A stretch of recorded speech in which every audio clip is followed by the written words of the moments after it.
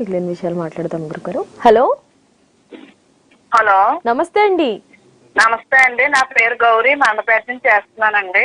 ఓకేనండి గౌరీ గారు, మీరు ఎవరి గురించి తెలుసుకోవాలనుకుంటున్నారు? మా అబ్బాయి వివాహం గురించి తెలుసుకుందామని చేశానండి. ఓకేనమ్మా, మీ అబ్బాయి పుట్టిన తేదీ, టైము చెప్పండి. 17వ తారీఖు అండి, 11వ నెల 1994. 17/11/94. నైట్ 11:30 PM అండి. మండపేటలోనే పుట్టాడు, ఈస్ట్ గోదావరి. 11:30 PM. ఓకే, మండపేటలోనే పుట్టాడు, తూర్పుగోదావరి జిల్లా. ఓకేనమ్మా, ఇప్పుడు గురుగారితో మాట్లాడండి, మీ సమస్య గురించి అడగండి.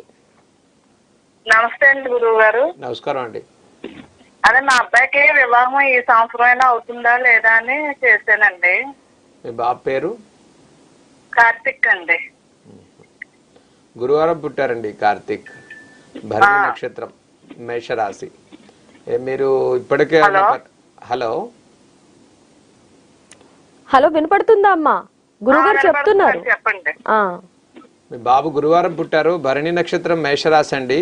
బాబు జాతకంలో కుజదోషం, కాలసర్పదోషం 2 ఉన్నాయండి. మీరు జాతకరీత్యా సర్పదోష పరిహారం చేసుకోవాల్సి ఉంది.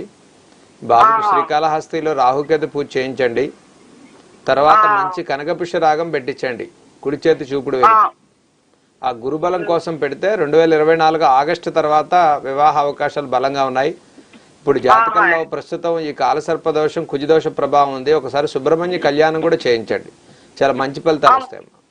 ముందే చేయించాలండి?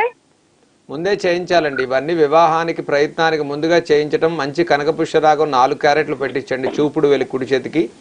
మీకు సుబ్రహ్మణ్య కళ్యాణం చేయించండి, మంచి అవకాశాలు వస్తాయి. ఈ దోష ప్రభావం వల్ల అన్ని దగ్గరకు వచ్చిపోతుంటాయి కాబట్టి ఏది సెట్ అవ్వదు. ఇప్పుడు మోడల్లో చేయించుకోవచ్చు అండి? పరిహారాలు చేయించండి, ఏం పర్వాలేదు, పరిహారాలు చేసుకోవచ్చు మన మంచి కోసం. మీకు రాబోయే ఆగస్టు తర్వాత అంతా మంచి సమయం ఉంటుందండి. ఆగస్టు తర్వాత వివాహ సమయం అనుకూలంగా ఉంది. సరేనండి, థ్యాంక్స్. ఓకేనండి.